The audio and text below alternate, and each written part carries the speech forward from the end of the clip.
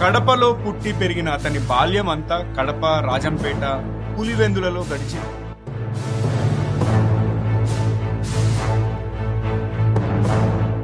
ఇష్టపడి లేదా కష్టపడి ఈ రెండు మధ్య తేడా ఏంటంటే, కష్టపడి చదువుకోవడంలో మనకి తర్వాత మనుగడ కోసం అదేమైనా పనికి రావచ్చేమో, కానీ ఇష్టపడి చదువుకుంటే వచ్చే కష్టపడి చదువుకోవడంలో కేవలం సర్టిఫికెట్ మాత్రమే వచ్చే అవకాశం ఉంది తప్ప పాఠం అంటే మగ్గప్ చేస్తారు. అంతేకాకుండా కొంతమంది ఆకలింపు చేసుకుని చదువుతుంటారు, అంటే ఆస్వాదిస్తూ చదువుతుంటారు. సో ఈ రెండింటికి గల తేడా ఏంటి? పొద్దున్న 10ంటికి పరీక్ష ఉంటే ముందు రోజు అర్ధరాత్రి 12-1 గంట వరకు చదువుకుంటూ బట్టి పొద్దున్నే వెళ్ళి అక్కడ ముక్కు చీదేసినట్టు చీదేసి రావడం, ఏది గుర్తుంటే. దానివల్ల విషయ పరిజ్ఞానం ఏమి ఉండదు. విద్యార్హతల్ని సాధించిన తర్వాత ఇంకో ముఖ్యమైన ఘట్టం వస్తుంది కదా, వివాహానికి ముందు సమకూర్చుకోవాల్సిన వనరులు, రిసోర్సెస్ గురించి అని చెప్తారా? నేను, భార్య, పిల్లలు ఒకప్పుడు, ఇప్పుడు పిల్ల లేదా పిల్లాడు ఒకరు. కాబట్టి ఉద్ధరేద ఆత్మనాత్మానం, నా సంగతి నేనే చూసుకో. పిల్లాడో పెరుగుతున్నారు, ఎదుగుతున్నారంటే. ఆ మధ్యన ఎప్పుడో ఒక పోస్ట్ పెట్టాను, ఓ 50 లక్షలు ఉంటే గానీ పెళ్లి చేసుకోకండి, వేస్ట్, అనవసరం, తర్వాత బతకడం కష్టం అని ఓ పోస్ట్ పెట్టాను. అందరూ రకరకాలుగా అన్నారు, మాట్లాడారు.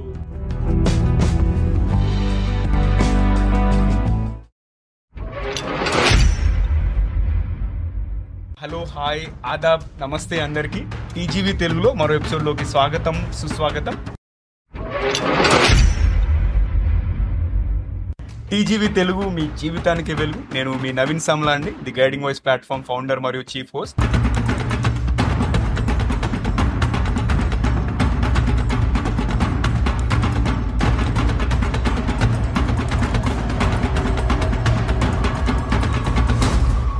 ఈ పాడ్కాస్ట్ ద్వారా మేము విజయవంతమైన నాయకులు, కోచెస్, ఇంకా అంతేకాకుండా గుర్తించబడని హీరోలు, ఇంకా సెలబ్రిటీస్ మరియు అన్ని వర్గాల వ్యక్తుల యొక్క జ్ఞానాన్ని వ్యాప్తి చేయాలనుకుంటున్నాము. ఈ పాడ్కాస్ట్ లో మనం ఏంటంటే వ్యక్తిత్వ వికాసము, self help, personality development related, అంతేకాకుండా అప్పుడప్పుడు ఆధ్యాత్మిక అంశాలను కూడా చర్చిస్తుంటాము. సో ఫ్రెండ్స్, ఈ రోజు మన టీజీవీ తెలుగు వర్చువల్ స్టూడియోలో మాతో పాటు కందర్ప కృష్ణమోహన్ గారు అలియాస్ కేకే మోహన్ గారు ఉన్నారు. కడపలో పుట్టి పెరిగిన అతని బాల్యం అంతా కడప, రాజంపేట, పులివెందులలో గడిచింది. కుటుంబ పరిస్థితుల దృష్ట్యా 18 ఏళ్లు నిండకుండానే 1991 సంవత్సరంలో కడపలో ఒక హోల్సేల్ బట్టల దుకాణంలో అకౌంటెంట్ గా కెరియర్ మొదలుపెట్టిన కృష్ణమోహన్ గారు ఒక పక్క ఉద్యోగం చేసుకుంటూనే డిగ్రీ కామర్స్ తోను, పీజీ పబ్లిక్ పర్సనల్ మేనేజ్మెంట్ తోను పూర్తి చేశారు. అందువల్ల అతను 30 సంవత్సరాలకు పైబడిన ప్రైవేటు ఉద్యోగ జీవితంలో అన్ని సంస్థల్లోనూ అకౌంట్స్, అడ్మిన్, హెచ్ఆర్ బాధ్యతలను సంయుక్తంగా నిర్వహించడం జరిగింది. అండ్ 2021 తర్వాత ఉద్యోగాన్ని వదిలిపెట్టి అకౌంటింగ్, హెచ్ఆర్ కి సంబంధించిన విషయాల్లో సొంత కన్సల్టెన్సీ సంస్థను స్థాపించుకొని విజయవంతంగా నడుపుకుంటున్నారు. సో ఇది కేకే గారి గురించి క్లుప్తంగా ఇంట్రొడక్షన్. అండ్ జగన్ గారు, మీరేమైనా సర్ప్రైజింగ్ ఫ్యాక్ట్స్ చెప్పగలుగుతారా కేకే మోహన్ గారి గురించి? సర్ప్రైజింగ్ ఫ్యాక్ట్ అంటే, ఈ మధ్య ఆయన ట్విట్టర్ లో సంప్రదించడం, అంటే ఆయన చూసి తెలుగు తీపి అనే ఒక హ్యాండిల్ చూసానండి. ఆయనకున్న అద్భుతమైన ఫాలోయింగ్ చూసి కొంచెం కుతూహలం కలిగింది. సార్, దాని సీక్రెట్ ఏంటండి? నమస్తే, ఈ అవకాశం ఇచ్చినందుకు చాలా సంతోషం. నేను నా డిగ్రీ కామర్స్ తో పాటుగా తెలుగు లిటరేచర్ లో కూడా చేశా. I am BA Telugu lit. So మొదటి నుంచి తెలుగు మీద, మాతృభాష మీద ఉన్న మమకారం చేత ఆ రకమైన యావ కూడా ఉంది. పుస్తకాలు చదవడం అయితేనేమి, ఇంకా మళ్ళీ చెప్పడం అయితేనేమి. సో ట్విట్టర్ లో 2016 ఆ టైంలో రెండోసారి అడుగు పెట్టినప్పుడు, అంటే మొదటిసారి ఎప్పుడో అడుగు పెట్టా, అది ఎప్పుడో వెళ్ళిపోయింది. రెండోసారి 2016 లో అడుగు పెట్టినప్పుడు మొత్తం అంతా అక్కడ ఇంగ్లీషే ఉండేది, ఏమి తెలుగు ఏం లేదు అసలు. ఎక్కడ కూడా తెలుగు చాలా తక్కువగా కనిపించేది అనమాట 2015-16 టైంలో. సో అది చూసి, సరే, నేను అప్పటికే ఇన్స్క్రిప్ట్ కీబోర్డ్ చాలా 20 ఏళ్లుగా వాడుతున్నా. సో తెలుగులోనే టైప్ చేద్దాము అనే ఉద్దేశంతో ఆ హ్యాండిల్కి ఆ పేరు పెట్టడం జరిగింది. ఇంకోసారి పెట్టిన తర్వాత ఇక మార్చాల్సిన అవసరం పడలేదు. అలా కంటిన్యూ అయిపోయింది. అందరికీ మాటలు నచ్చడము అవన్నీ జరిగాయి. తర్వాత తెలుగు ట్విట్టర్ అనేది చాలా అనూహ్యంగా చాలా ఆదరణ పొందింది. అందరూ చాలా పెద్ద పెద్ద వాళ్ళందరూ కూడా తోడయ్యారు. ఈరోజు చూస్తే ట్విట్టర్‌లో తెలుగు కంటెంట్ అనేది చాలా మంచిగా కనిపిస్తుంది. చక్కగా కనిపిస్తుంది. అది. తెలుగు తీపి వెనకాల ఉన్న కథ అది. మనం ఈరోజు కేకే మోహన్ గారితో మనుగడ కోసం సాధించవలసిన కనీస విద్యార్హతలు, మనుగడ కోసం సాధించిన ఏ ఉద్యోగంలోనైనా తీసుకోవలసిన కనీస జాగ్రత్తలు అనే అంశాన్ని మాట్లాడదాం. అది మాట్లాడే ముందు ఎప్పటిలాగానే ఒక చిన్న ర్యాపిడ్ ఫైర్ రౌండ్ చేద్దాం. సో సార్, మేము మాకు తోచిన కొన్ని పదాలు చెప్తుంటాం. వాటికి సంబంధించి ఏ విషయం మీ బుర్రలోకి వస్తుందో అది మీరు టపీమని ఆన్సర్ చెప్పాలి, ఎక్కువ ఆలోచించకుండా. రెడీ అయితే స్టార్ట్ చేద్దాం. ఓకే. ఫస్ట్ పదం వచ్చేసి గతం. గతం ఎప్పుడూ జ్ఞాపకాలతోనే ఉంటుంది. అమ్మమ్మలు, తాతయ్యలు, నానమ్మలు, పెదనాన్నలు, పెద్దమ్మలు, మామయ్యలు, మేనమామలు వీళ్ళందరితోనూ గడిపిన బాల్యం ఏదైతే ఉందో అదే నాకు చాలా నచ్చే గతం. ఇప్పుడు దాన్ని గుర్తు చేసుకుంటూనే ఉంటాను. వీలైతే మళ్ళీ మళ్ళీ వాళ్ళందరినీ ఉన్నవాళ్ళని, అందుబాటులో ఉన్న వాళ్ళని కలుస్తూనే ఉంటాను. నా దృష్టిలో గతం అంటే అటువంటి మంచి జ్ఞాపకాలని, నేర్చుకోగలిగిన విషయాలని మళ్ళీ మళ్ళీ గుర్తు చేసుకోవడమే నా దృష్టిలో గతానికి ఇచ్చే నేను నిర్వచనం. Super sir. ఇంతవరకు ఎవరు కూడా ఈ అంశం టచ్ చేయలేదు యాక్చువల్గా. అంటే చైల్డ్హుడ్ లోకి వెళ్ళి మన చుట్టాలందరినీ గుర్తు చేసుకోవడం అదంతా చాలా బాగా అనిపించింది నాకు. అండ్ నెక్స్ట్ దీనికి వ్యతిరేక పదం భవిష్యత్తు. భవిష్యత్తు ఇప్పుడు ప్రజెంట్ చూస్తున్నాం కదా, ఏ అందరూ కృత్రిమ మేధని పట్టుకునే ఉన్నారు. ఏఐతో పాటు ఏలియన్స్ అనబడే వాళ్ళు ఏఐని పట్టుకుని మన మీదకి వచ్చేదే భవిష్యత్తు అయి ఉండొచ్చు. ఓకే, మా నెక్స్ట్ పదం ఏలియన్సే. గ్రహాంతర వాసులు. అంతే, వాళ్ళదే భవిష్యత్తు. వాళ్ళదే భవిష్యత్తు. బాగా రిలేట్ చేశారు. అంటే మనలో మన వాళ్ళే చాలా మంది ఏలియన్స్ లా బిహేవ్ చేస్తున్నాం ఆల్రెడీ. సో వాళ్ళదే భవిష్యత్తు. వేరే ఎక్కడి నుంచో రావక్కర్లేదు. చుట్టుపక్కల అపార్ట్మెంట్లలో బతుకుతున్న వాళ్ళకి తెలుసు, పక్కింటి వాళ్ళు కూడా మనకు ఆ ఏలియన్స్ కిందే లెక్క. ఎవరితో ఎక్కడికి వెళ్తున్నారో ఏం చేస్తున్నారో ఏం తెలియదు. అందరికీ ఏలియన్స్. నెక్స్ట్ పదం విజయం అండి. సక్సెస్, విజయం. కళ్ళు నెత్తికెక్కించుకొని ప్రతి అడుగు విజయమే. వావ్. కళ్ళు ఎక్కించుకోనా ఎక్కించుకోని. ఓకే సార్, చివరి పదము పుస్తకం. నా నుంచి చివరి పదం ఇది పుస్తకం. పుస్తకానికి అర్థానికి పెద్ద తేడా లేదు. మనకి మళ్ళీ చూపించేదే పుస్తకం. మనం చదివే ప్రతి పుస్తకం మనకి అర్థం లాంటిదే. ఆ పుస్తకం కాబట్టి కొత్త పుస్తకం అనేది ఎప్పుడూ కొత్తగానే ఉంటుంది, చాలా రుచికరంగా ఉంటుంది, ఒళ్ళు గగురు పొడుస్తూనే ఉంటుంది. కొత్త పుస్తకాలు చూసినప్పుడల్లా కొత్త పుస్తకం వాసన, పుస్తకానికి ఉండే విలువ ఎప్పుడూ శాశ్వతం. ఇప్పుడు నేను కొన్ని పదాలు అడుగుతానండి. తప్పకుండా. డబ్బు అండి. డబ్బు అవసరానికి బంధువు, కష్టాల్లో శత్రువు. నాయకుడు లేదా నాయకురాలు, లీడర్. నాయకుడు దీర్ఘకాలిక లక్ష్యాలను ముందే చూపగలిగిన వాడు, ప్రణాళికాబద్ధంగా దాన్ని చేరుకోగలిగిన వాడు మాత్రమే నాయకుడు. అది కూడా దీర్ఘకాలికంగా మళ్ళీ ఎవరు దాంట్లో చెయ్యి పెట్టలేనంతగా అంత సంస్థాగతమైన మార్పులు చేయగలిగిన వాడు నాయకుడు. చాలా చెప్పారు. ఉదాహరణకి ఒక మండల వ్యవస్థ తీసుకొచ్చారు ఎన్టీ రామారావు గారు. కరణం మున్సబులను తీసేశారు. ఇటువంటివి వివాదాస్పదమైనవి ఉండొచ్చు, ఉండకపోవచ్చు. కానీ తర్వాత వచ్చిన ఏ ప్రభుత్వము కూడా వాటిని సంస్థాగతంగా ఎటువంటి మార్పులు చెయ్యలేనంత గొప్ప సంస్కరణలు తీసుకురాగలిగిన, దీర్ఘకాలిక లక్ష్యాలు సాధించగలిగిన వాడు, ఆ రకంగా ప్రజల్ని ముందుకు నడిపించగలిగిన వాడు నాయకుడు. చాలా బాగా చెప్పారండి. వృత్తి మన మనుగడకి, మన ఆనందానికి రెండిటికి కారణం కాగలిగిన వృత్తి దొరికించుకున్నవాడు, సాధించుకున్నవాడు చాలా అదృష్టవంతుడంట. చాలా బాగా చెప్పారండి. సినిమా మీ ఫేవరెట్ ఏమో?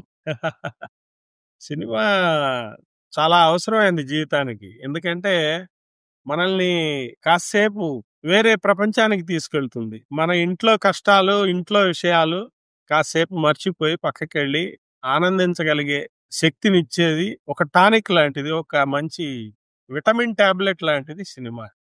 చిన్న బ్యాక్గ్రౌండ్ షేర్ చేసుకుంటున్నాను.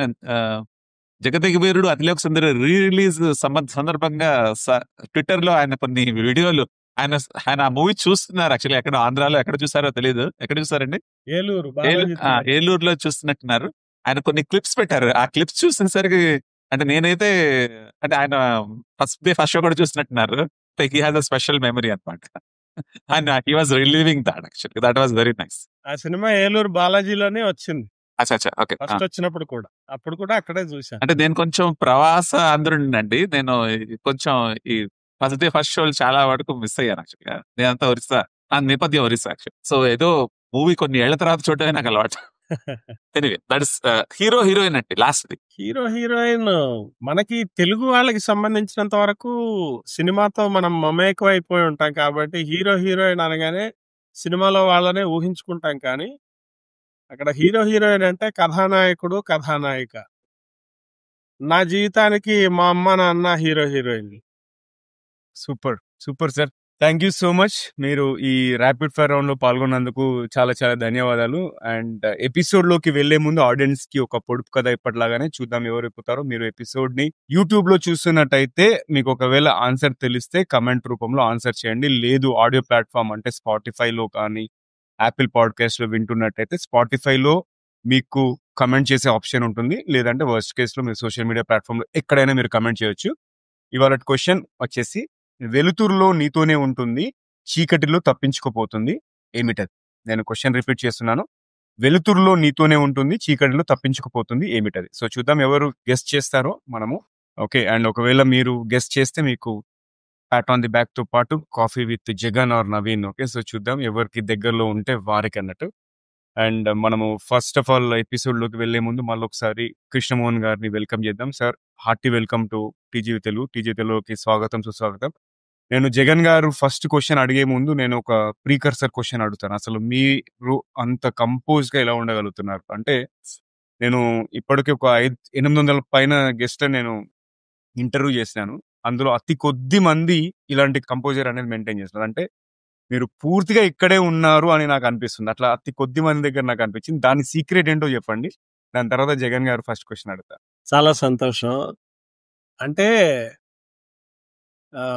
ఎప్పుడైతే ఇష్టమైన విషయాల గురించి మాట్లాడడం జరుగుతుందో అది ఇంకా ఆటోమేటిక్గా యాంత్రికంగా ఆ కంపోజర్ అనేది వచ్చేస్తుంది. మీరు నన్ను పాలిటిక్స్ గురించి మాట్లాడమన్నా మాట్లాడతాను, కానీ మీకు అప్పుడు ఈ కంపోజర్ కనబడకపోవచ్చు. ఓకే, ఎప్పుడైతే ఇష్టమైన విషయాలు మాట్లాడతామో, కొండకొచ్చో ఇష్టమైన వ్యక్తులతో కూడా మాట్లాడతామో, అప్పుడు ఆటోమేటిక్గా కంపోజర్ అనేది వస్తుంది. అలాగే కొంచెం ప్రిపేర్ కూడా అయి ఉండడం, అంటే ఫలానా రోజు మనం ఈ వ్యక్తులతో ఈ విషయం గురించి మనం మాట్లాడదలుచుకున్నాము అంటే అన్‌ప్లాన్డ్ గా కాకుండా కొంచెం ప్లాన్డ్ గా కూడా ఉంటాం కాబట్టి ఆ కంపోజర్ అనేది ఆటోమేటిక్ గా వస్తుంది. Super, thank you sir. So Jagan గారు, over to you. So Krishnamohan గారు, మొదటి కొన్ని ప్రశ్నలు విద్యార్థులను ఉద్దేశించి, అంటే విద్యార్థుల నుంచి ఉద్యోగ స్థాయి నుంచి వెళ్ళడానికి కోసం అన్నట్టుగా మనము ఏర్పరచుకున్నాము. తర్వాత క్వశ్చన్స్ మనము ఉద్యోగుల మనుగడ గురించి, అదే 30 ఏళ్ళుగా మీరు మనుగడ అనే విషయంలో ఆల్రెడీ PhD చేశారు కాబట్టి దాని మీద ఎలాగా మాట్లాడతాము. సో విద్యార్థుల గురించి మీరు ఆల్రెడీ ఇది ఇప్పుడు చెప్పారు, ఇష్టపడి అని చెప్పారు. ఇష్టపడి లేదా కష్టపడి, ఈ రెండు మధ్య తేడా ఏంటండి? అంటే చదవడం, అంటే విద్యార్థులు కాబట్టి చదవడం అన్న నేపథ్యం తీసుకుందాం. అంటే ఇప్పుడు ఒక రకంగా మొత్తం ఈ సబ్జెక్ట్ ఎంచుకున్న కారణం ఏంటంటే, దాదాపు ఇది నా ఆటోబయోగ్రఫీ లాగానే ఉంటుంది. చాలా విషయాలు నా జీవితంలోంచి నేను నేర్చుకున్నవే మీకు కనిపిస్తాయి క్లియర్గా. ఓకే, ఇష్టపడి కష్టపడి అంటే, ఇప్పుడు నేను నా బాల్యం అంతా కూడా రాజంపేటలో గడిచిందని చెప్పాను. సో అప్పుడు ఏమైందంటే 8, 9 తరగతులు నేను తాళ్లపాకలో చదవాల్సి వచ్చింది. అంటే అన్నమాచార్యులు పుట్టిన ఊర్లో నేను చదువుకున్నాను. అప్పట్లో అక్కడ హై స్కూల్ అక్కడ ఉండేది. రాజంపేటకి పొలిమేరల్లో ఉన్న మన్నూరు అనే గ్రామంలో హై స్కూల్ లేదు. అక్కడ 7వ తరగతి వరకే స్కూల్ ఉండేది, అప్పర్ ప్రైమరీ స్కూల్. తర్వాత జెడ్పీ హై స్కూల్ అనేది తాళ్లపాకలో మాత్రమే ఉండేది. అక్కడ గ్రామం అయినా కూడా అక్కడ ఎందుకు ఉండేది అంటే, తిరుమల తిరుపతి దేవస్థానం వాళ్ళు నడిపేవారు. ఇప్పటికి కూడా బిల్డింగ్ వాళ్ళదే. ప్రభుత్వం స్కూల్ తీసేసుకున్నారు. సో, ఆ 8, 9 తరగతులు అక్కడికి వెళ్లి చదువుకోవడము, రోజు సైకిల్‌లో వెళ్లి చదువుకోవడం అనేది నాకు ఇప్పటికీ కూడా చాలా తలుచుకున్న ప్రతిసారి కూడా చాలా ఆనందంగా ఉంటుంది. ఎందుకంటే ఆ సమయం అలా ఉండింది. ఉపాధ్యాయులు అలా ఉండేవారు. అక్కడ నేర్చుకున్న విధానము కూడా అలా ఉండేది. మళ్ళీ 10వ తరగతికొచ్చేటప్పటికి నాన్నగారి ఆఫీసు దృష్ట్యా మళ్ళీ రాజంపేట టౌన్‌లోకి మారాల్సొచ్చింది. రాజంపేట పొలిమేరల్లో ఉన్న మన్నూరు అనే గ్రామం నుంచి రాజంపేట టౌన్‌లోకి వెళ్ళిపోవాల్సొచ్చింది. ఆయనకి నేను అంత దూరం సైకిల్ తొక్కడం నచ్చలేదు. నా ఆరోగ్యం గురించి ఆయనకి ఎందుకు అంత దూరం దాదాపు 6, 7 కిలోమీటర్ల దూరం రాను పోను 12, 13 కిలోమీటర్లు అయిపోతుంది. సైకిల్ అంత దూరం అక్కర్లేదు. రాజంపేట టౌన్‌లోనే చేర్పిస్తాను నిన్ను 10వ తరగతి. కానీ నేనప్పుడు చాలా ప్రతిఘటించా. ఎందుకంటే ఈ 8, 9 తరగతులు ఇక్కడ చదువుకున్న అనుభవం అలాంటిది. అక్కడ ఉపాధ్యాయులు అలాంటి వాళ్ళు. నాకు టీటీడీ నుంచి స్కాలర్‌షిప్ కూడా వచ్చింది 9వ తరగతి. 9వ తరగతిలో నాకొచ్చిన మార్కులు 600కి 590. వాళ్ళు స్కాలర్‌షిప్ కూడా ఇచ్చారు. రూ. 100 స్కాలర్‌షిప్ ఇచ్చారు. సో, నేను ఆ స్కూల్ మారదలుచుకోలేదు 10వ తరగతి సహజంగానే. కానీ ఆయన చాలా పట్టుబట్టి మొండితనం చేసి నన్ను 10వ తరగతి రాజంపేటలో ఉన్న జూనియర్ కాలేజీలో చేర్పించారు. అక్కడ జూనియర్ కాలేజీలో కూడా పరిస్థితి ఏంటంటే, పొద్దున్న ఉదయం పూటేమో 10వ తరగతి నడుస్తుంది. మధ్యాహ్నం పూట జూనియర్ కాలేజీ నడిచింది. ఎవరైనా 10వ తరగతి లాంటి చాలా ముఖ్యమైన తరగతిని అలా గడపాలని ఎప్పుడూ ఎవరు అనుకోరు. అలాగని పోనీ ట్యూషన్‌లు పెట్టించేంత స్తోమత కూడా లేదు. నెలకి రూ. 15 ట్యూషన్ ఫీజు ఉండేది. అంత ఖర్చు పెట్టుకోగలిగిన స్థితి ఉండేది కాదు. కాబట్టి వీటన్నిటిని దృష్టిలో పెట్టుకొని నేను చాలా ఆయన్ని నచ్చజెప్పాలని చూశాను. 9వ తరగతిలో నాకు ఉపాధ్యాయులుగా ఉన్న ముగ్గురు టీచర్లు నా ఇంటికొచ్చి మా నాన్నగారిని బతిమిలాడారు నన్ను స్కూల్ మార్పిచ్చొద్దు. అయినా కూడా ఆయన వినలేదు. సో, 10వ తరగతికొచ్చేటప్పటికి నేను పూర్తిగా అసలు రాటనయిపోయా. ఆయన మీద కోపంతోటి, అప్పటికి తెలియని విషయాల వల్ల, సరిగ్గా చదువుకోక, కేవలం 3rd క్లాస్‌లో పాసయ్యాను 10వ తరగతి. అంటే ఇష్టపడి చదువుకోవడం కాకుండా, కష్టపడి చదువుకోవడం అయింది. కష్టపడి చదువుకోవడంలో మనకి తర్వాత మనుగడ కోసం అదేమైనా పనికి రావచ్చేమో కానీ, ఇష్టపడి చదువుకుంటే వచ్చే ఆనందము, తర్వాత విషయం పైన కలిగే పట్టు ఇవి దొరకవు కష్టపడి చదువుకోవడం. కష్టపడి చదువుకోవడంలో కేవలం సర్టిఫికేట్ మాత్రమే వచ్చే అవకాశం ఉంది తప్ప, విషయ పరిజ్ఞానం దొరికే అవకాశం లేదు. కాబట్టి ఈ రెండిటికి మధ్య అది తేడా. మనము నెక్స్ట్ ప్రశ్న అగైన్ విద్యార్థులకు సంబంధించింది. జనరల్‌గా కంఠోపాఠం అంటే మగ్గప్ చేస్తారు. అంతేకాకుండా కొంతమంది ఆకలింపు చేసుకొని చదువుతుంటారు. అంటే ఆస్వాదిస్తూ చదువుతుంటారు. సో, ఈ రెండిటికి గల తేడా ఏంటి? ఒక రకంగా కంఠోపాఠం కంఠస్థం చేసి చదవడం అనేదే ఇప్పుడు తరం అంతా దాదాపు అలాగే చేస్తున్నట్టుగా నాకు అనిపిస్తుంది. మా టైంలో గైడ్‌లు, తర్వాత క్వెషన్ బ్యాంకులు ఇవన్నీ చాలా అరుదు. ఉండేవి అప్పుడు కూడా. కానీ వాటిని వాడడం అనేది చాలా తక్కువ. మాకు అన్నిటికీ మూలస్థానం టెక్స్ట్ బుక్. ఆ టెక్స్ట్ బుక్ ద్వారా టీచర్లు చెప్పినవి మేము రాసుకున్న నోట్ బుక్స్. ఇవే అప్పట్లో మమ్మల్ని తీర్చిదిద్దింది. మాకు క్వెషన్ బ్యాంకులు, గైడ్‌లు ఇవి ఎక్కడో స్టోర్స్‌లో దొరికేవే కానీ, అవి మేము కొనుక్కునే స్థాయిలో ఉండేవి కాదు. అసలు వాటి మీద సదభిప్రాయం కూడా ఉండేది కాదు. కానీ ఇప్పుడు ఎలా అయిపోయిందంటే, పరీక్షకి వెళ్ళే ముందు రోజు, ముందు రాత్రి కూడా పొద్దున్న 10కి పరీక్ష ఉంటే, ముందు రోజు అర్ధరాత్రి 12, 1 గంట వరకు చదువుకుంటూ బట్టి పట్టి పొద్దున్నే వెళ్ళి అక్కడ ముక్కు చీదేసినట్టు చీదేసి రావడం ఏది గుర్తుంటే. ఇదే జరుగుతుంది. దానివల్ల విషయ పరిజ్ఞానం ఏమి ఉండదు. మహా అయితే పాస్ అవ్వచ్చు.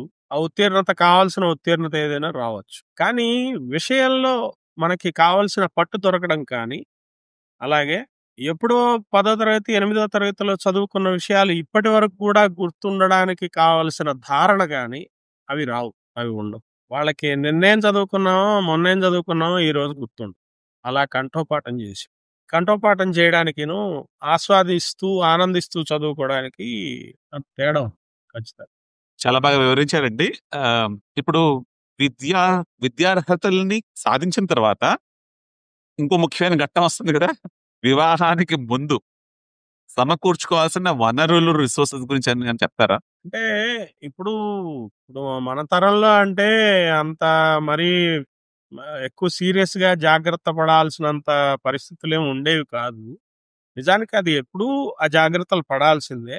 అప్పట్లో కొంచెం ఉమ్మడి కుటుంబాలు ఉండడం వల్ల, ఒకళ్ళకొకళ్ళు తోడుగా ఉండడం వల్ల, ఇందాక నేను మొట్టమొదట్లో చెప్పినట్టుగా పెద్దమ్మలు, పెదనాన్నలు, పిన్నులు, బాబాయిలు, మేనమామలు, మేనత్తలు ఈ పరివారం అంతా ఎక్కువగా ఉండబట్టి తగినంత సహాయం అన్ని రకాలుగా దొరికేది. అన్ని రకాలుగా అంటే అది మాట సాయం కావచ్చు, ఆర్థిక సాయం కావచ్చు, మరి ఇంకే రకమైన సహాయం అయినా కూడా అప్పుడు మనలో మనకి దొరికేది. అలాగే స్నేహాలు కూడా చాలా గట్టిగా ఉండేవి. ఒకే వీధిలో ఉండడం అప్పుడు అన్ని ఇండిపెండెంట్ హౌస్‌లే గాని అపార్ట్మెంట్‌లేమి ఉండేవి కాదు. అన్ని పక్కిళ్ళల్లో వాళ్ళు అందరూ ఒకే కుటుంబంలానే ఉండేవాళ్ళం. ప్రతి సమస్య అందరిది అనుకునేవాళ్ళం. ప్రతి ఇంట్లో సమస్య అందరి సమస్య అనుకునేవాళ్ళు. దానివల్ల ఏంటంటే ఏదో భవిష్యత్తులో ఏదో పెద్ద సమస్య వచ్చేస్తుందేమో, చదువుకున్నాక ఇంకోటి ఏదైనా దొరకదేమో, కాదేమో, తర్వాత పెళ్ళయిన తర్వాత మనకి ఏమేమి సమకూర్చుకోవాలో ఇటువంటి భవిష్యత్తు గురించిన పెద్ద పెద్ద ఆలోచనలు, దిగుళ్ళు అప్పుడు లేవు. రాను రాను సమాజం కుంచించుకుపోబట్టి, మనం జీవించే విధానం మారిపోబట్టి, నన్నంటుకోకు నా మాలకాకి సంస్కృతి పెరిగిపోబట్టి, నేను, భార్య, పిల్లలు ఒకప్పుడు, ఇప్పుడు పిల్ల లేదా పిల్లాడు ఒకరు. ఈ రకమైన గిరిగీసుకున్న కుటుంబ నేపథ్యంలో ఇప్పుడు ఎలా అయిపోతుందంటే, మనం ఒక పిల్లనో, పిల్లవాడినో కంటాం, పెంచుతాం.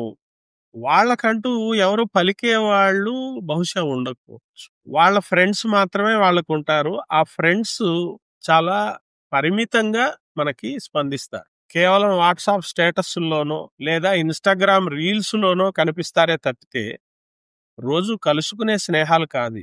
మా చిన్నప్పుడు రోజు కలుసుకునే స్నేహాలుండేయి. వీధులెంబడి పడి జిల్లా కోడి, గూటి బిళ్ళ, చిట్లం, బంతులాట, క్రికెట్లు, బ్యాడ్మింటన్లు, బేస్‌బాల్‌లు ఇవన్నీ ఆడుకుంటూ పెరిగినవాళ్ళు. ఇరుగు, పొరుగు ఫ్రెండ్స్ అన్నీ కూడా. ఇప్పుడు ఏది ఒక్క ఆట ఎవరికైనా వస్తుందేమో చెప్పండి. మొబైల్స్‌లో ఆడే గేముల్లో వాళ్ళకి ఏం సంతృప్తి దొరుకుతుందో నాకు తెలీదు. ఆ ఆటలు తప్పితే శరీరానికి, మనస్సుకి ఉల్లాసాన్ని, ఆహ్లాదాన్ని, శక్తిని, సంపదని ఇచ్చే ఆటలు ఇప్పుడేం లేవు. కాబట్టి అసలు స్నేహితులు కలిసే అవకాశమే లేదు. అసలు కలవని స్నేహితులకి, రోజు కలవడం మాట దేవుడెరుగు. అసలే కలవని స్నేహితులకి వాళ్ళ మధ్యలో ఉండే సమస్యలు గాని, కష్టాలు గాని, సుఖాలు గాని, ఆనందాలు గాని, దుఃఖాలు గాని ఎలా తెలుస్తాయి? తెలిసే అవకాశమే లేదు. కాబట్టి ఉద్ధరేది ఆత్మనాత్మానం. నా సంగతి నేనే చూసుకో. పిల్లాడో పెరుగుతున్నారు, ఎదుగుతున్నారంటే నా భవిష్యత్తు గురించి పూర్తిగా నేనే ఆలోచన చేయాలి. ఈవెన్ నా తల్లిదండ్రి కూడా కాదు. ఎందుకంటే నా తల్లిదండ్రి కల్పించుకుంటే నాకు నచ్చదు. చాలా విషయాలు. రోజువారీ దైనందిన కార్యక్రమాల్లో విషయాలు, అలవాట్లు, తిండి అలవాట్ల నుంచి రాత్రి పడుకునే వరకు కూడా చాలా విషయాల్లో నా తల్లిదండ్రుల జోక్యాన్ని కూడా నేను సహించలేను. కాబట్టి ప్రతిదీ నేనే ప్లాన్ చేసుకోవాలి. It is inevitable. తప్పనిసరి పరిస్థితి. కాబట్టి విద్యార్హతలు సాధించిన తర్వాత పెళ్లి చేసుకోబోయే ముందు మనం సమకూర్చుకోవాల్సిన వనరులు ఏమిటి అంటే, సాధించిన విద్యార్హతకి సంబంధించిన ఉద్యోగమే చేయదలుచుకున్నామా? అంటే ఇప్పుడు ఉద్యోగం విషయం మాత్రమే నేను మాట్లాడుతున్నాను.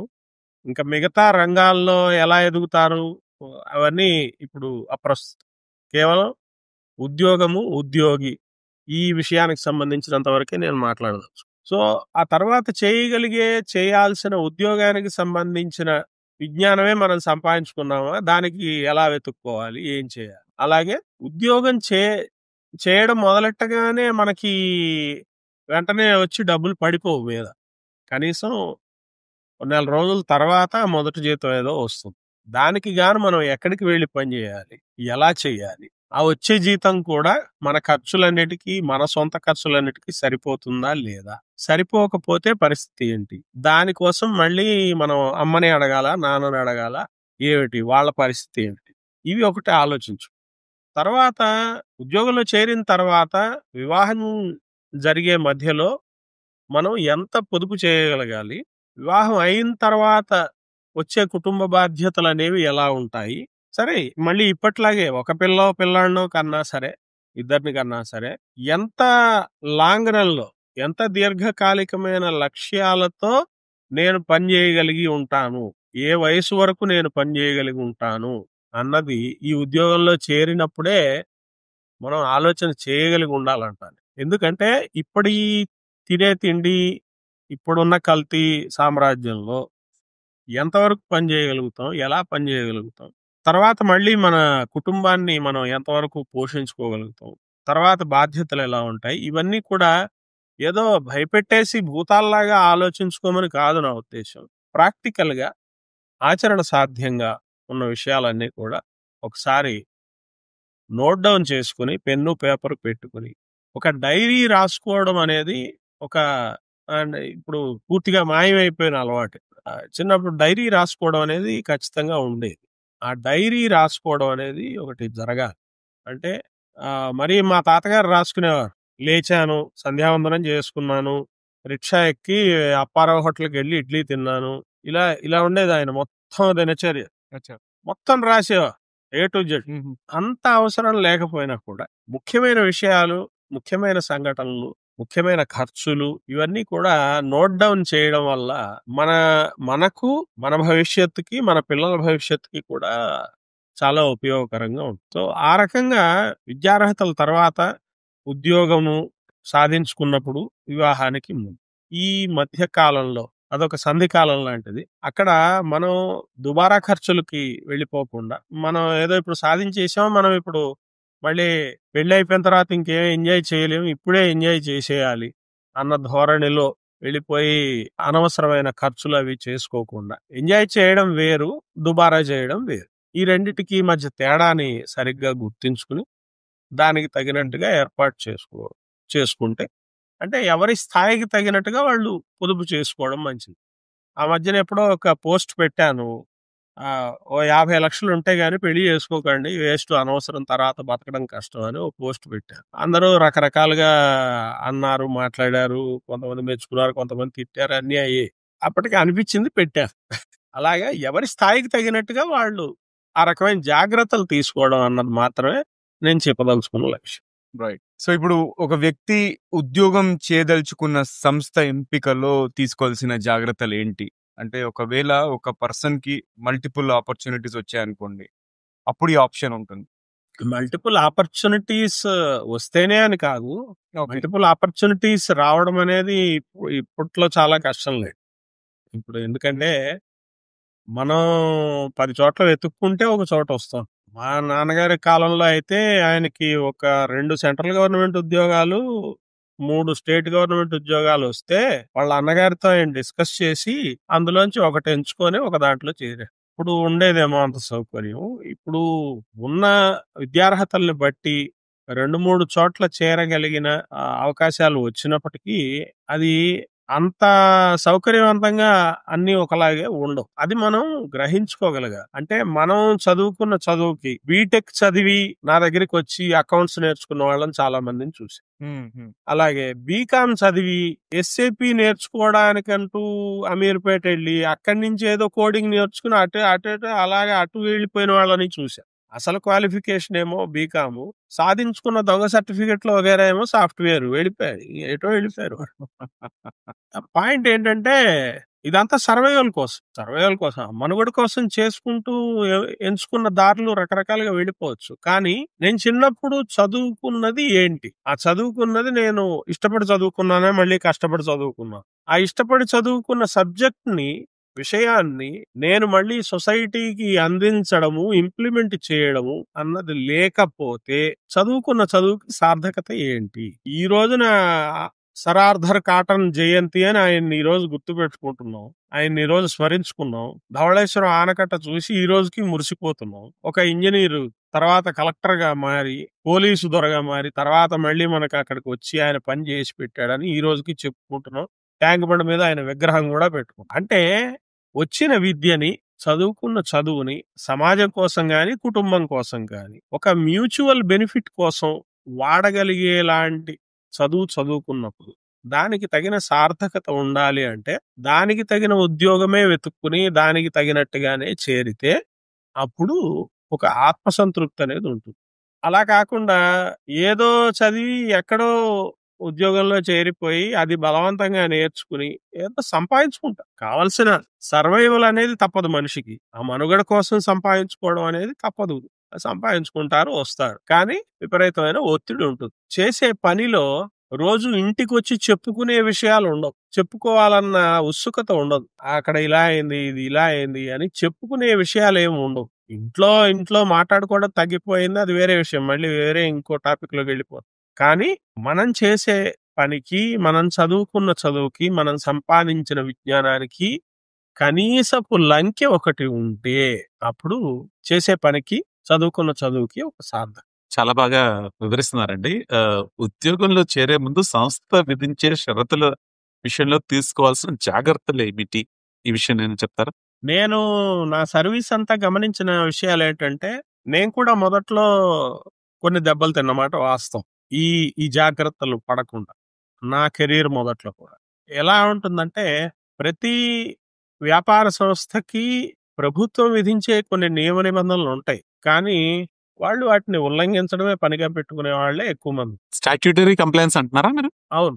వాటిని ఉల్లంఘించే పనిలో భాగంగానే ప్రతి కంపెనీ కూడా వాళ్ళకైన రూల్స్ కొన్నిటిని ఫ్రేమ్ చేసుకుంటారు. అవి ప్రొడక్షన్ మాన్యువల్ కావచ్చు, హెచ్ఆర్ మాన్యువల్ కావచ్చు, ఇంకోటి కావచ్చు. వాళ్ళకై వాళ్ళు ఫ్రేమ్ చేసుకుంటారు. అవి గవర్నమెంట్ రూల్స్ కి కంపాటబుల్ గా ఉన్నాయా లేదా అని సరిచూసుకోవాల్సిన బాధ్యత ఉద్యోగిదే.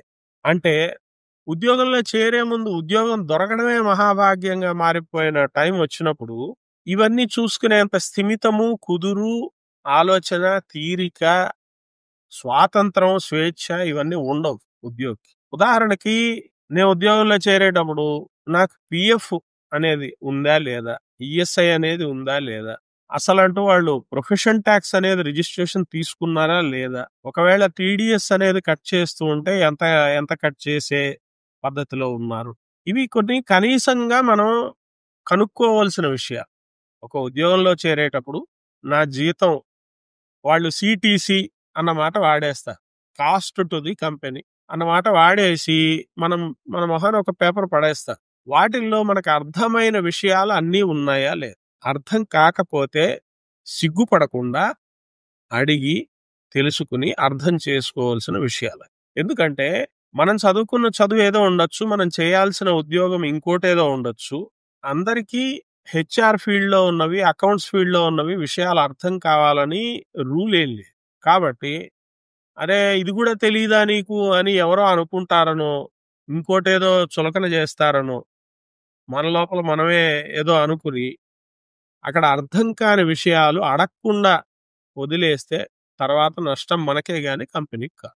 కాబట్టి ఒక అపాయింట్మెంట్ లెటరో, ఒక సిటిసి షీటో మన చేతికి వాళ్ళు ఇచ్చినప్పుడు ఆ కండిషన్స్ అన్నీ కూడా సవ్యంగా పూర్తిగా చదువుకుని అర్థం చేసుకోవాలి. ఆ అర్థం చేసుకోవడం కూడా మనకి ఇందులో ఎంత బెనిఫిట్ ఉంది, కంపెనీకి ఎంత బెనిఫిట్ ఉంది, వాళ్ళు కాస్ట్ టు ది కంపెనీ అన్న దాంట్లో ఏమేమి కలిపేసేసి అవి మనకే వచ్చేసినట్టు చూపిస్తున్నారు, అవి నిజంగా మనకి దీర్ఘకాలికంగా ఎప్పటికైనా వస్తాయా రావా, ఇవన్నీ కూడా మనం సరిగ్గా చూసుకుని అవసరమైతే మన స్నేహితుల దగ్గర, బంధువుల దగ్గర, అనుభవం ఉన్న వాళ్ళ దగ్గర, తెలిసిన వాళ్ళ దగ్గర వాటిని మనం పంచుకుని వాళ్ళ అభిప్రాయం కూడా తీసుకుని తర్వాతే మనం సంతకం పెట్టి ఉద్యోగంలో చేరడం అనేది నేను ఇవ్వాలనుకునే మొట్టమొదటి సలహా. ఓకే, గ్రేట్ అండి. ఇప్పుడు మనము ఉద్యోగంలో చేరే ముందు అంటే ఉద్యోగంలో నిర్వహించవలసిన బాధ్యతల విషయంలో స్పష్టత గురించి అవగాహన ఎలా పొందాలి? సో ఇప్పుడు మనకి రావాల్సిన బెనిఫిట్స్ గురించి మనం ఎంతలాగా జాగ్రత్తలు తీసుకోవాలో, రేపొద్దున్న నుంచి మనం అక్కడ చేయవలసిన డ్యూటీ గురించి, నిర్వహించవలసిన బాధ్యతల గురించి కూడా మనం అంతే చక్కటి అవగాహన అనేది మనం తెచ్చుకోవాలి. పని చేయాలనుకున్న పని ప్రదేశం ఎలా ఉంది, మనతో పాటు పనిచేసే సాటి ఉద్యోగులు ఏ పొజిషన్స్ లో ఉన్నారు, వాళ్లతో మనం ఎలా ప్రవర్తించుకోవాలి, మనకి సంస్థ ఇవ్వాలనుకున్న నిర్దేశించిన పనులేంటి, వాటి టార్గెట్స్ ఏంటి, వాటిని మనం ఎలా సాధించదలుచుకుంటాము, అలాగే మనం సాధించాలనుకున్న దానికి మనం పెట్టుకోగలిగిన టైం లైన్స్ ఏంటి, సంస్థకి మనం మేనేజ్మెంట్ కి మనం కన్వే చేయవలసిన టైం లైన్స్ ఏంటి, వీటినన్నిటిని కూడా మనం జర్నలైజ్ అనేది చేసుకుంటే, మనం నోట్ డౌన్ చేసుకుని దానికి తగినట్టుగా కరెక్ట్ టైం లైన్స్ ని మనం మేనేజ్మెంట్ కి కన్వే చేయగలిగితే కమ్యూనికేషన్ గ్యాప్ రాకుండా మేనేజ్మెంట్ కి మనకి మధ్యలో. అలాగే మన స్కిల్స్ అప్డేట్ చేసుకోవడానికి కూడా ఎక్కడైనా సరే నేను ఏం నమ్ముతానంటే, ఉద్యోగం అనేది ఒక స్కిల్ అప్గ్రేడేషన్. మనకు వచ్చిన స్కిల్ తోటి చేసేది ఉద్యోగం అన్నది అది తర్వాత విషయం. కానీ చేస్తున్న ఉద్యోగమే అదొక యూనివర్సిటీ, అదొక విద్య, అదొక పాఠశాల, అదొక కార్యాలయం. ఎంత కరెక్టో దాన్ని కార్యాలయం అనడం ఎంత కరెక్టో అదొక పాఠశాల అనడం కూడా అంతే కరెక్ట్ అంటాను. ఎందుకంటే చాలా నేర్చుకుంటాం. అది మనుషుల గురించి కావచ్చు, పని గురించి కావచ్చు, చాలా నేర్చుకుంటాం. కాబట్టి ఆ నేర్చుకునే విధానంలో మనం పాటించుకోవాల్సిన జాగ్రత్తలు ఏంటి, మనుషులతో ప్రవర్తించవలసిన విధి విధానాలు ఏంటి, వీటినన్నిటినీ చూసుకుంటూ క్రోడీకరించుకుంటూ వెళ్తే మనకి మంచి పేరు వస్తుంది, మన వల్ల సంస్థకి మంచి. చాలా మంచిగా వివరిస్తున్నారండి. ఉద్యోగంలో చేరాక సంస్థ గురించి తెలుసుకోవాల్సిన, అర్థం చేసుకోవాల్సిన కనీస సమాచారం దీని గురించి ఏం చెప్తారు? జనరల్ గా ఏమనుకుంటారంటే, ఇప్పుడు సపోజ్ ఒక మ్యానుఫ్యాక్చరింగ్ కంపెనీ ఉందను, ఏదైనా ఒక మ్యానుఫ్యాక్చరింగ్ కంపెనీ, దాంట్లో ఏ ఇంజనీర్ గానో ప్రొడక్షన్ మేనేజర్ గానో చేరాలనుకున్న ఒక ఉద్యోగికి ఖచ్చితంగా తెలుసుకోవాల్సిన విషయాలు కొన్ని ఉంటాయి. అంటే వీళ్ళ దగ్గర మెషినరీ ఏముంది, ఏ మేక్ ఆఫ్ మెషినరీ ఉంది, దీంతో ఏం చేయగలుగుతాము, అసలు వీళ్ళు ప్రొడ్యూస్ చేయాలనుకున్న వస్తువులు ఏంటి, ఇలాంటి విషయాలన్నీ అతను కనుక్కుంటాడు. ఆటోమేటిక్ గా తెలుస్తాయి, కనుక్కుంటాడు. ఎందుకంటే తను పని చేయాల్సింది వాటితోటే కాబట్టి. అలాగే వాళ్ళ టార్గెట్స్ ఏంటి, వాళ్ళ ప్రొడక్షన్ టార్గెట్స్ ఏంటి, మనం ఏ టైంకి ఎలా ఇవ్వాలి, ఇవన్నీ కనుక్కుంటాడు. అంతేకాని వీళ్ళకి ఫ్యాక్టరీ లైసెన్స్ ఎప్పుడు వచ్చింది, వీళ్ళకి బాయిలర్ లైసెన్స్ ఉందా, వీళ్ళకి జిఎస్టి లైసెన్స్ ఉందా, వీళ్ళకి టీడీఎస్ లైసెన్స్ ఉందా, వీళ్ళ పాన్ కార్డు ఎప్పటిది, వీళ్ళది ప్రొప్రైటర్షిప్ ఫర్మా లేకపోతే పార్ట్నర్షిప్ ఫర్మా లేకపోతే ప్రైవేట్ లిమిటెడ్ కంపెనీయా లేదా పబ్లిక్ లిమిటెడ్ కంపెనీయా, పబ్లిక్ ఇష్యూ కూడా వెళ్ళారా, వీళ్ళ దగ్గర మొత్తం ఎంప్లాయీస్ ఎంతమంది, వీళ్ళు రెగ్యులర్ గా ప్రతి నెల వేయదలుచుకునే రిటర్న్స్ ఏంటి, వీళ్ళ గత సంవత్సర కాలం నాటికి సంబంధించిన ఆర్థిక ఫలితాలు ఏంటి, వీటన్నిటి గురించి అతను ఆలోచన చేయడు, అడగడు. ఉద్యోగంలో చేరే ముందు అడగడు, చేరిన తర్వాత అడగడు. అవన్నీ హెచ్ఆర్ వాళ్ళు చూసుకోవాల్సినవో, అడ్మిన్ వాళ్ళు చూసుకోవాల్సినవో, అకౌంట్స్ వాళ్ళు చూసుకోగలిగినో అనుకుంటారు. వీళ్ళిద్దరి మధ్యలో కూడా అకౌంట్స్, అడ్మిన్, హెచ్ఆర్ వీళ్ళ మధ్యలో కూడా డ్యూటీస్, తర్వాత అర్థం చేసుకోవాల్సిన విషయాలు, తెలుసుకోవాల్సిన విషయాలు అవన్నీ డివైడ్ చేసేస్తారు. అందరూ అన్ని తెలుసుకోరు. ఇప్పుడు నేను ఇందాక చెప్పిన విషయాలు అన్ని అందరూ తెలుసుకోదగినవి, తెలుసుకోవాల్సి. ఎందుకంటే మనం పనిచేసే కంపెనీ ఒక స్థితిగతులు ఏంటో మనం తెలుసుకోవాలి.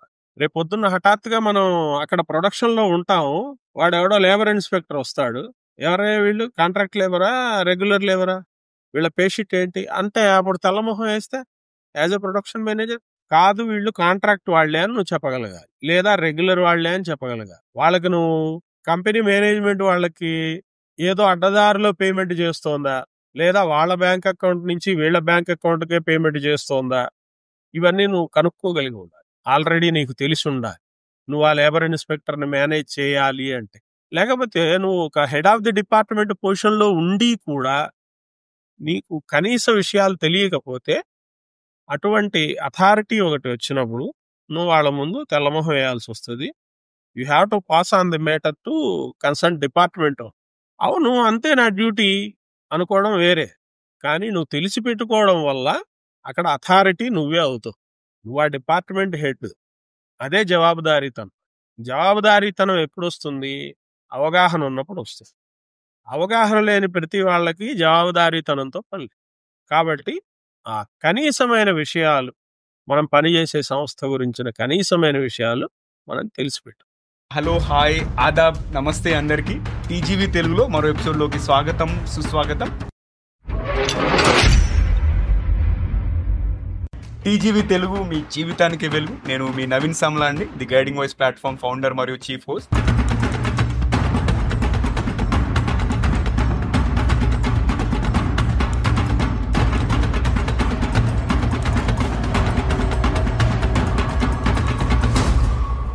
పాడ్కాస్ట్ ద్వారా మేము విజయవంతమైన నాయకులు, కోచెస్, ఇంకా అంతేకాకుండా గుర్తించబడని హీరోలు, ఇంకా సెలబ్రిటీస్ మరియు అన్ని వర్గాల వ్యక్తుల యొక్క జ్ఞానాన్ని వ్యాప్తి చేయాలనుకుంటున్నాము. ఈ పాడ్కాస్ట్ లో మనం ఏంటంటే వ్యక్తిత్వ వికాసము, self help, personality development related, అంతేకాకుండా అప్పుడప్పుడు ఆధ్యాత్మిక అంశాలను కూడా చర్చిస్తుంటాము.